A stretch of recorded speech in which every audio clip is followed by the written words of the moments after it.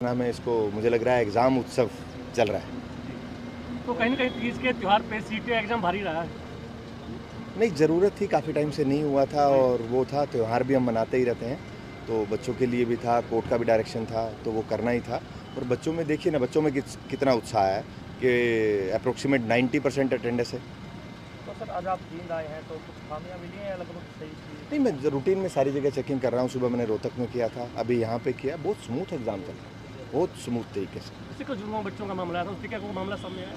हाँ, जुड़वा बच्चे थे। हमें जो एक्चुअली बैकएंड पे जो डेटा होता है उसको चेक करते हैं कि कोई बच्चा मैनिपुलेशन तो नहीं करा, इम्पर्सोनेशन के चांसेस तो नहीं है।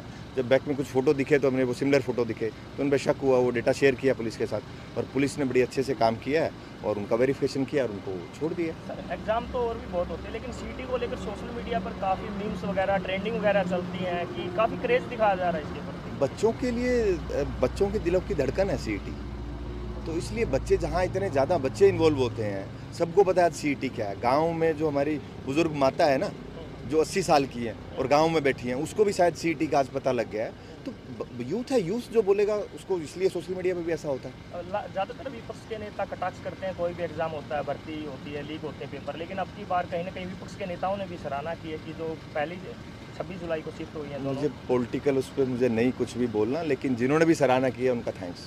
तो रिजल्ट कब तक आने की उम्मीद है? रिजल्ट में लग सकता है 1 महीना, क्योंकि कुछ पोर्टल ओपन करना है।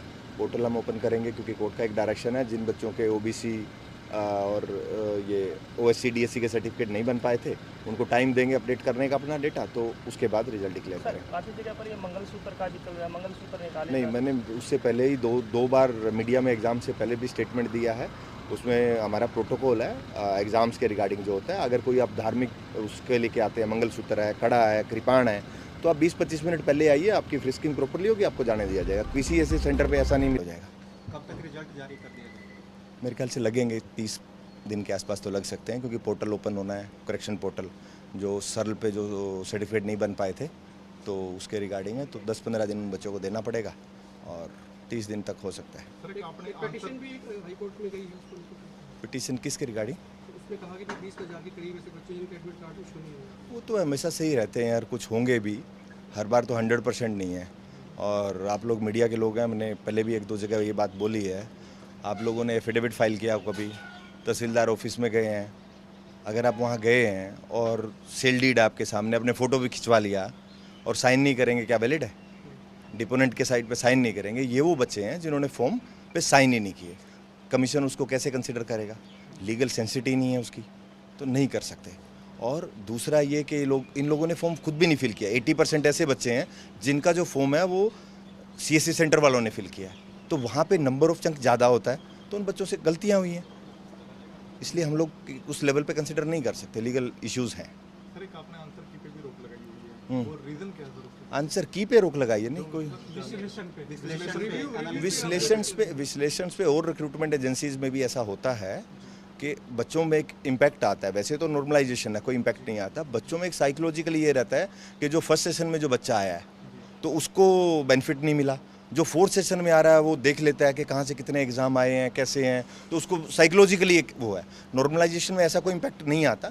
बच्चों का रिक्वेस्ट आया और बहुत सारे जैसे रेलवे रिक्रूटमेंट बोर्ड और ये ऐसा यूज़ करते, तो हमने भी सेम वही किया, तो उस पर कोई रोक नहीं है। वो बच्चों का एक सुजेशन था, हमने माना है उसको। सर कुछ बच्चों की इस तरह की शिकायत भी आई है कि समय सीमा से 5-7 मिनट पहले ही अनुसूचित ले ली जाती है। नहीं, ऐसा मेरे को किसी ने रिपोर्ट नहीं किया है कि 5-7 मिनट पहले है। अगर कोई ऐसा आता मुझे बताइए, तो हम इंक्वायरी कराएंगे। अगर कुछ होगा तो बिल्कुल, ऐसा हो ही नहीं सकता। बच्चे देंगे नहीं, बच्चे बड़े अवेयर हैं।